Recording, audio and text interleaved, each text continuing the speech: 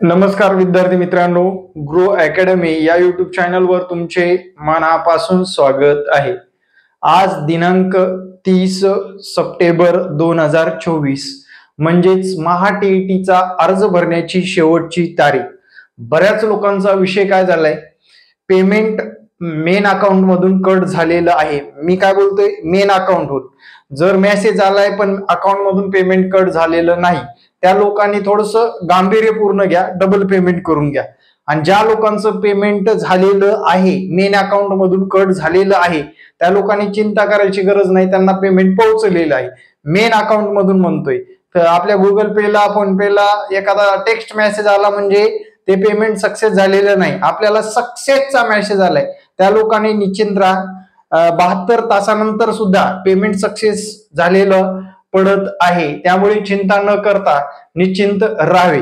विद्यार्थी मित्रांनो, बऱ्याच लोकांनी बऱ्याच चुका केलेल्या आहेत। मित्रांनो, सर्वात प्रथम मी म्हणेल, चुका करणाऱ्या विद्यार्थ्यांना निश्चिंत राहा, काळजी करू नका।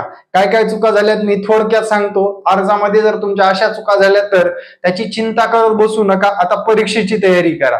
सर्वात प्रथम विद्यार्थी मित्रांनो, चूक करत असताना नॉर्मल काही काही चूक आहेत। अरे आधार कार्डचा नंबर चुकावा तुम्ही, हो आधार कार्डचा नंबर। ते काय झाले, ज्या लोकांनी स्वतः फॉर्म भरलाय, व्यवस्थितरित्या काळजीपूर्वक फॉर्म भरलाय, त्यांचे स्वागतच आहे। जे सायबर कॅफेवर कोणाकडून फॉर्म भरून घेत आहेत, त्यांच्या थोडा पत्त्या डिले असतात, माहितीये का। आणि ते साहजिक आहे, कारण त्यांच्याकडे येणाऱ्या लोकांची गर्दी, त्यांच्या डोक्यामध्ये असणारे विविध विचार, सारखं त्यांना फॉर्म भरण्याची गर्दी असल्यामुळे त्यांचं दिवसभरात झालेलं डोकं हँग, त्यांच्या पत्त्या थोड्याशा डिले झालेल्या असतात, म्हणजे त्यांना प्रेशर मध्ये काम करतात। आणि आपली एक चूक आपल्याला भविष्यात महागात पडू शकते हे त्यांना माहित नसतं। पण बऱ्याच लोकांनी एज्युकेशन मध्ये चूक केली। बाबांनो, चुका कोणत्या झाल्यात बघा, बीएड ऐवजी बीपीएड केले। आता यानी घाबरू नका, काय होत नाही। बीपीएड झाले, काय होत नाही, घाबरू नका। डीएड ऐवजी डीटीएड झाले, घाबरू नका। काही कारण नाही त्याचं, फक्त नावामध्ये काही चेंज झालंय का, फोटो दुसऱ्याचा अपलोड झालाय का, सही तिसऱ्याची अपलोड झाली आहे का, हे मॅटर करतं, खूप महत्वाचं या पेपरमध्ये लक्षात घ्या। स्वप्रमाणपत्र आपलंच अपलोड झालंय का, हरणाचा फोटो यायला नको, हिरोईनचा फोटो यायला नको तिथे। म्हणजे विद्यार्थी मित्रांनो, सांगण्याचा मेन उद्देश असा आहे, आपला फॉर्म भरत असताना नावामध्ये, आपल्या जन्मतारखेमध्ये, आपल्या स्वप्रमाणपत्रामध्ये स्वतःचं स्वप्रमाणपत्र अपलोड झालेलं आहे का, एवढं चेक करा। बाकीच्या नॉर्मल चुका आहेत, काळजी करू नका। बऱ्याच लोकांचं काय झालेलं आहे, दुसरा प्रॉब्लेम म्हणजे 10वीचं सर्टिफिकेट नव्हतं, मार्क मेमोचा नंबर टाकलाय। काळजी करू नका, काय होणार नाही। म्हणजे आपल्याला परीक्षा देता येणार नाही असं नाहीये, परीक्षा देता येते। त्यानंतर बऱ्याच लोकांनी आधार कार्ड नंबर चुकलेला आहे। मित्रांनो, सीटीईटीला आधार कार्ड नंबर जर टाकला नाही व्यवस्थित तर प्रमाणपत्र येत नाही, लक्षात घ्या। पण टीईटीचा थोडासा भाग वेगळा आहे, टीईटीला तुम्हाला प्रमाणपत्र तुम्हाला तिथे जाऊन किंवा मिळवता येतं, त्याची काळजी करायची गरज नाही। पण विद्यार्थी मित्रांनो, नावामध्ये स्वप्रमाणपत्र, आपलाच फोटो, आपलीच सही, ह्या महत्वाच्या गोष्टी आहेत, त्या तुम्ही अपलोड केलेल्या आहेत का। 30 सप्टेंबरला सकाळी मी 11 वाजता व्हिडिओ बनवतोय। विद्यार्थी मित्रांनो, 30 सप्टेंबरचा जर विचार केला, ही आजची लास्ट डेट आहे हे समजून घ्या। अजूनपर्यंत कोणी जर फॉर्म भरला नसेल तर जागच्या जागी कामं ठेवा आणि फॉर्म भरून घ्या। विद्यार्थी मित्रांनो, काळजी करायची नाही, आता अभ्यासाला लागणं गरजेचं आहे। अभ्यास करत असताना काही मदत म्हणजेच क्रॅश कोर्सच्या माध्यमातून आपल्याला अभ्यासामध्ये अजून ग्रोथ करायची असेल तर हा माझा संपर्क क्रमांक आहे, या संपर्क क्रमांकावर आपला क्रॅश कोर्स जॉईन करू शकता। 4, 5, 10, 20 मार्कांनी जर राहत असाल दरवर्षी, ते सातत्यपूर्ण आपल्याला टीईटीचं तेच गाणं आपल्या मागे असेल तर विद्यार्थी मित्रांनो, आपल्या क्लासची मदत घेऊ शकता। मदतीच्या माध्यमातून क्लासला जर विचार केला विद्यार्थी मित्रांनो, फक्त लाडकी बहिणीला जेवढी योजनेत पैसे येतात तेवढ्याच पैशामध्ये आपल्याला परीक्षेपर्यंतचा क्लास मिळणार आहे। विद्यार्थी मित्रांनो, अगदीच आपण फीस कमी ठेवण्याचं कारण म्हणजे लाडक्या बहिणीला पेमेंट येते म्हटल्यानंतर त्याच्या माध्यमातून आपल्या विद्यार्थ्यांनी थोडंफार आपल्या एज्युकेशनसाठी, करिअरसाठी ठेवलेली राखीव पुंजी, एवढीच आपली फीस असणार आहे। लाईव्ह क्लास असणार आहे मित्रांनो, त्यासोबत आपल्याला रेकॉर्ड सुद्धा भेटणार आहे, बरेच लोक बिझी असल्यामुळे. आणि विद्यार्थी मित्रांनो, मागील पेपरचं विश्लेषण होणार, विश्लेषणासोबतच महत्वाचे टॉपिक शिकवले जाणार आणि 1 महिना 10 दिवसामध्ये तुम्हाला परीक्षामध्ये पास होण्याची 100% गॅरंटीसह सिलेबस पूर्ण केला जाणार आहे, जे की आगामी काळामध्ये आपल्याला वारंवार टीईटी पास करण्यासाठी लढाई केली वारंवार काय केलं नाही पाहिजे, आपल्या पुढे समस्या उभारल्या नाही पाहिजे. टीईटी पास होण्यासाठी तुम्हाला सगळ्यात महत्वाचं म्हणजे 90 मार्काचा टार्गेट ठेवा. मी तर म्हणेल 90 मार्काचं, कारण 55% आणि 60%चा जो मुद्दा आहे आपल्याला खोडून काढायचा असेल तर आपल्याला हा मुद्दा म्हणजे 90 मार्क आपल्याला कास्ट मधून असेल किंवा ओपन मध्ये असेल त्या विद्यार्थ्यांनी 90 क्रॉस करण्याच्या दृष्टीने पावलं उचलावी असं माझं स्पष्ट मत आहे मित्रांनो. कारण आगामी काळामध्ये आपल्याला टेट एक्झामला सामोरे जायचं आहे. फेब्रुवारी मार्च मध्ये लगेच थर्ड टेटचं कंटिन्युअसली आपल्याला काय मिळून जाणार आहे, नोटिफिकेशन. त्याने आतापासून तयारीला लागा, तरच आगामी काळामध्ये आपल्याला टेट एक्झाम मध्ये सुद्धा चांगले गुण घेऊन आपलं शिक्षक होण्याचं स्वप्न साकार करता येणार आहे.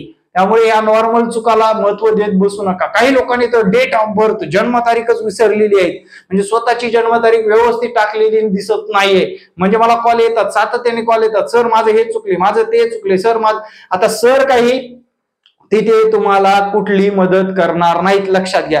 कारण तिथे ऑनलाईन प्रोसेस आहे, त्यामुळे ऑनलाईन प्रोसेस मध्ये तुम्हाला काही चेंजेस करता येणार नाहीये.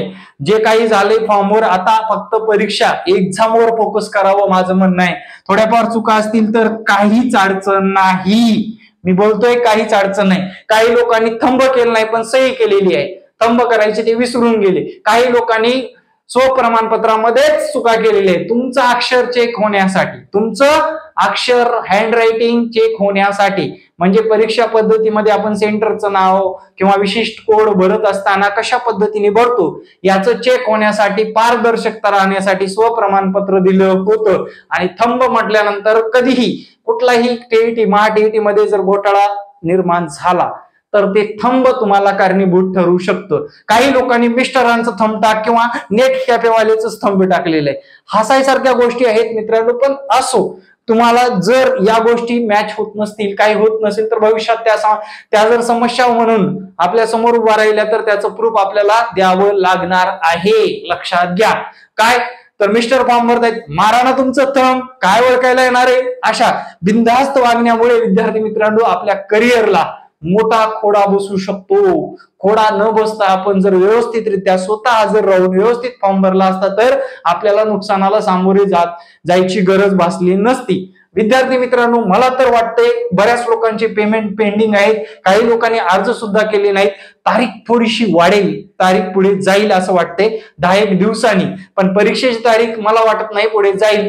जर यदाकदाचित आचारसंहिता लांबली किंवा इलेक्शनच्या तारखा लांबल्या, काही दिवसामध्ये बैठकीमध्ये कळून जाईल ऑक्टोबर महिन्यामध्ये, त्यावेळेस मग तारीख वाढण्याची सुद्धा शक्यता नाकारता येणार नाही. त्यामुळे विद्यार्थी मित्रांनो, आगामी काळामध्ये परीक्षेसाठी बऱ्याच लोकांना भरपूर शुभेच्छा. आणि आगामी काळामध्ये साधारण मी बोलतोय 4.5 लाख फॉर्म येतील मित्रांनो, 4.5 लाख. आणि याच्यामध्ये फक्त 3.5% लोक पास झाले होते मागच्या वर्षी. आता या वर्षी आपल्याला थोडासा टक्का जास्त दिसलेला येईल, कारण टेट एक्झाम झालेली आहे, विद्यार्थी सिरियस आहेत, अभ्यास करतायत. दिवसभरामधलं 5 तासाचं नियोजन करून जर अभ्यास केला तर गॅरंटेड मी सांगतो ही सुद्धा टीईटी एक्झाम 100% तुम्हाला क्रॅक होऊ शकते. स्पर्धा परीक्षा करणारे विद्यार्थी तर डाव्या हाताचा खेळ आहे, ते क्रॅक करतातच. पण विद्यार्थी मित्रांनो, तुम्हाला काळजी घ्यायची आहे परीक्षेसाठी. आता फॉर्मची काळजी संपलेली आहे. ज्या लोकांनी फॉर्म मध्ये 12 भानगडी करून चुका केल्या असतील तरी त्या विद्यार्थ्यांनी काळजी नाही करावी असं मला स्पष्ट या व्हिडिओच्या माध्यमातून सांगायचं आहे. सकाळपासून 10-20 कॉल आलेले असतील, सर आमचं हे चुकलं, माझं हे चुकलं. तुम्हाला त्या जाहिरातीच्या शेवटी टोल फ्री नंबर दिलेला आहे, त्या टोल फ्री नंबरवर तुम्हाला कॉल केला असता तर ही सर्व माहिती मिळून गेली असती. आमच्यासारख्या युट्यूब चालवणाऱ्या किंवा माहिती देणाऱ्या लोकांकडे फक्त आम्हाला सहानुभूती भेटत असते. भावनिक स्तरावर सहानुभूती जर घेऊन तुम्ही पुढे जात असाल तर याला काही उपयोग नाही.